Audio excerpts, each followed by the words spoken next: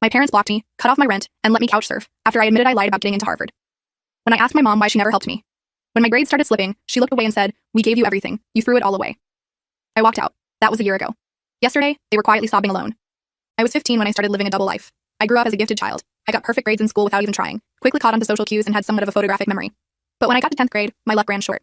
I didn't understand what was going on in my classes, and for the first time ever I was forced to study. Except I didn't know how to operate the world when I didn't understand things straight away, meaning I was left behind. My GPA fell from a 4.2 to a 2.8. Nothing terrible, but still enough to send me into a spiral. And the whole time I hid it from my parents. Because they're Asian. So to them, anything less than perfect is utterly disappointing. And also a reason to wail on me. But keeping it a secret was actually pretty easy, because they never once fact-checked my report cards or test results. So when college application season came around, I told them I had only applied to Ivy League schools. Which was actually true. I simply left out the part where I knew I wasn't going to get accepted, and that I was basically doomed to be a bum for the rest of my life. Back then, all I wanted was for my parents to love me, to not disown me. So I did what I had to do. When college acceptances came around, I forged a Harvard acceptance letter and plastered my name onto it. "We always knew you could do it," my mom said. My dad gave me the first hug I had ever received from him, and instead of finally admitting to being a fraud, I elongated a double life. When it was time to move into dorms, I used their rent money to get an apartment beside the university, because they had my location on their phone. I even lied about getting a full scholarship, because my grades were just that good. I remember working my third 12-hour shift in the 7-Eleven beside Harvard when I started receiving texts from family members that I didn't even know I had. They all told me what an amazing role model I was to their kids. One of them framed a photo of me in their living room for academic good luck. It was all the love I had ever craved given in one fell swoop. Part of me even smiled at my phone. It was like I was actually believing my own delusion. Until November, when Thanksgiving rolled around. My parents texted me that they were coming for a surprise visit to see my dorm and meet my friends.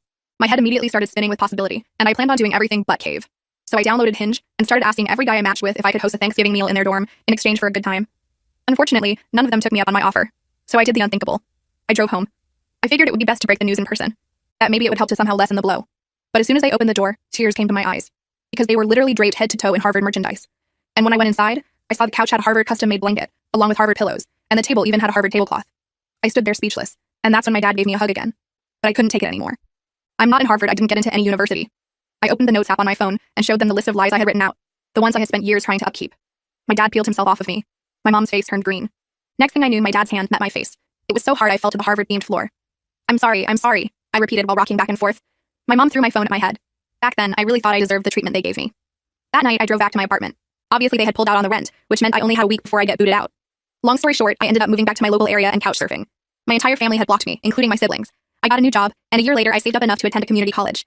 Life wasn't perfect by any means, but I finally made some friends who had become more like family than any relatives I ever had. We were all celebrating my birthday in the apartment I had finally gotten when I heard a knock on the door. I thought it was a friend arriving late, but it was my mother, with a black eye and her arms covered in bruises.